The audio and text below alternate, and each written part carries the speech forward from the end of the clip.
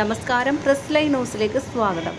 മോഹൻലാലിൻ്റെ ശക്തമായ തിരിച്ചുവരവോടുകൂടി മലയാള സിനിമ 2023 പടിയിറങ്ങുന്നു. എല്ലാ കോണിൽ നിന്നും മികച്ച പ്രതികരണം ലഭിച്ച ചിത്രമാണ് മോഹൻലാൽ ജിത്തു ജോസഫ് കോംബോയുടെ നേര്. മോഹൻലാൽ വളരെ വർഷങ്ങൾക്ക് ശേഷം വീണ്ടും വക്കീൽ കുപ്പായം അണിഞ്ഞ ചിത്രമാണ് നേര്. ഇതിൽ അഡ്വക്കേറ്റ് വിജയമോഹൻ എന്ന കഥാപാത്രത്തെയാണ് അദ്ദേഹം അവതരിപ്പിച്ചിരിക്കുന്നത്. പ്രേക്ഷകർ നല്ലത് പറയുമ്പോൾ ബോക്സ് ഓഫീസിലും അതുപോലെ പ്രതിഫലിപ്പിക്കുന്നുണ്ട്. ഇക്കഴിഞ്ഞ വെള്ളിയാഴ്ചയാണ് മോഹൻലാലിൻ്റെ നേര് തിയേറ്ററിലെത്തിയത്. 2 ദിവസം കൊണ്ട് മികച്ച കളക്ഷൻ കേരളത്തിനകത്തും പുറത്തും ചിത്രം നേടിയെന്ന് റിപ്പോർട്ടുകൾ സൂചിപ്പിക്കുന്നു. ആദ്യ ദിനം ചിത്രം മൊത്തത്തിൽ 6 കോടി രൂപ കളക്ഷൻ നേടിയെന്നാണ് വിവരം. ആദ്യ ദിനത്തിൽ ഇന്ത്യയിൽ നിന്ന് മാത്രം 2.80 കോടി രൂപയാണ് കളക്ഷനായി പറയുന്നത്.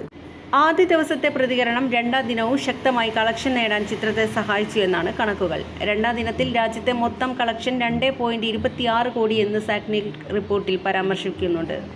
മോഹൻലാൽ, അനശ്വര രാജൻ എന്നിവർ കേന്ദ്ര കഥാപാത്രങ്ങളായ ചിത്രത്തിൽ ഓരോ കഥാപാത്രവും പ്രസക്തമാണ്. സിദ്ദീഖ്, പ്രിയാമണി, ജഗദീഷ്, ഗണേഷ്, ശ്രീധന്യ, ശാന്തി മായാദേവി എന്നിവരാണ് മുഖ്യവേഷങ്ങളിൽ.